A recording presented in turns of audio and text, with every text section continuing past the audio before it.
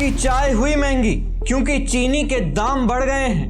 लखनऊ में 65 रुपया किलो बिक रही है चीनी। क्या इसकी वजह एथेनॉल है या फिर कहानी कुछ और है? दोस्तों, अचानक से देश में चीनी के दामों में बढ़ोतरी देखी जा रही है। यूपी की राजधानी लखनऊ में जहां एक और चीनी के दाम 65 रुपया किलो तक पहुंच गए हैं, वहीं राजधानी दिल्ली और मुंबई में भी चीनी के रेट 60 रुपया किलो तक बढ़ चुके हैं। लेकिन क्या इसकी वजह एथेनॉल है, जैसा कि सोशल मीडिया में दावा किया जा रहा है? नमस्कार, मैं हूं उमेश द्विवेदी और आप देख रहे हैं सरकारी मंथन। दोस्तों, चीनी के बढ़ते दामों की सबसे पहली वजह है एथेनॉल, यानी कि आप गलत नहीं सोच रहे हैं।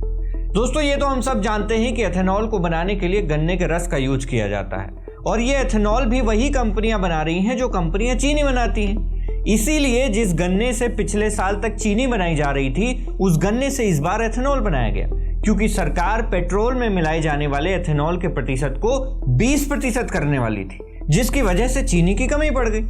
अब यहां पर आप एक बात सोचेंगे कि भारत तो दुनिया का दूसरा सबसे ज्यादा चीनी पैदा करने वाला देश है।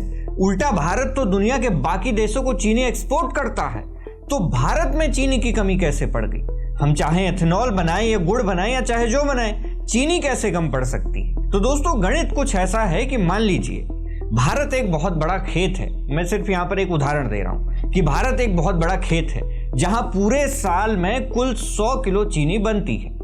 अब इस 100 किलो चीनी में से 80 किलो चीनी भारत के लोग खा जाते हैं अकेले, और बाकी की जो 20 किलो चीनी बचती है वो विदेशों को एक्सपोर्ट कर दी जाती है, बेच दी जाती है। लेकिन इस साल क्या हुआ कि भारत के लोगों के खाने वाली चीनी में से 5 किलो चीनी एथेनॉल बनाने के लिए भेज दी गई। लेकिन मजे की बात यह है कि ठीक इसी समय भारत में दिवाली और जन्माष्टमी, रक्षाबंधन जैसे त्योहार आ गए। अब जाहिर है कि इस समय तो मिठाई और ज्यादा बिकती है, जिसकी वजह से चीनी की डिमांड और ज्यादा बढ़ गई। अब जाहिर सी बात है कि डिमांड बढ़ेगी और सप्लाई ना हो तो रेट तो बढ़ेंगे ही। और इसी टाइम पर जो मिठाई बनाने वाली कंपनियां हैं, कोल्ड ड्रिंक बनाने वाली कंपनियां हैं, वो क्या करती हैं कि चीनी का स्टॉक बढ़ाने लगती हैं। वो और ज्यादा चीनी को खरीद कर अपने अपने गोदामों में रखने लगती हैं, जिसकी वजह से चीनी की और ज्यादा कमी हो गई। अब इस कमी को पूरा करने के लिए और रेट को घटाने के लिए भारत सरकार अब क्या कर रही है कि विदेशों से चीनी को इंपोर्ट कर रही है। अब दोस्तों, यहां पर एक और सवाल आप लोगों के मन में जरूर आ रहा होगा कि सरकार ने कच्चे तेल के इंपोर्ट को कम करने के लिए ही तो एथेनॉल वाला कॉन्सेप्ट लेकर आए थे।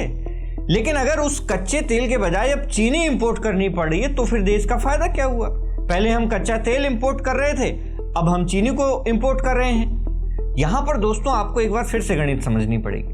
वास्तव में एथेनॉल को बनाकर कच्चे तेल से भारत सरकार ने जो मुनाफा कमाया था, वो मुनाफा था करीब 2 लाख करोड़ रुपए के आसपास। यानी कि इतने पैसे जो कच्चे तेल को खरीदने के लिए बाहर चले जाते, वो पैसे भारत में ही रहे। लेकिन जो चीनी हम खरीदेंगे, जो हम इंपोर्ट करने वाले हैं, वो मुश्किल से मुश्किल 5 से 6 हजार करोड़ या 7 हजार करोड़ के आसपास ही रहेगी। यानी कि अभी भी सरकार के आंकड़ों के अनुसार भारत घाटे में नहीं चल रहा। तो दोस्तों, ये थी हमारी आज की वीडियो, जिसमें आपको अच्छे से समझ में आ गया होगा कि चीनी के दाम क्यों बढ़ रहे हैं और सरकार अब आगे क्या कदम बढ़ाने वाली है। हर वीडियो की तरह दोस्तों, सवाल अब आपसे ये है कि जब सरकार को पता था कि एथेनॉल के बनाने से देश में चीनी की कमी पड़ सकती है, तो फिर सरकार ने पहले से गन्ने के बजाय मक्का और धान का इस्तेमाल क्यों नहीं किया एथेनॉल को बनाने के लिए? आपके इस मुद्दे पर जो भी राय हो हमें कमेंट बॉक्स में जरूर बताएं। और इसी तरह की निष्पक्ष और जनता से जुड़ी खबरें देखने के लिए हमारे चैनल सरकारी मंथन को जरूर सब्सक्राइब करें। दोस्तों, मैं हूं उमेश द्विवेदी और आप देख रहे थे सरकारी मंथन। नमस्कार।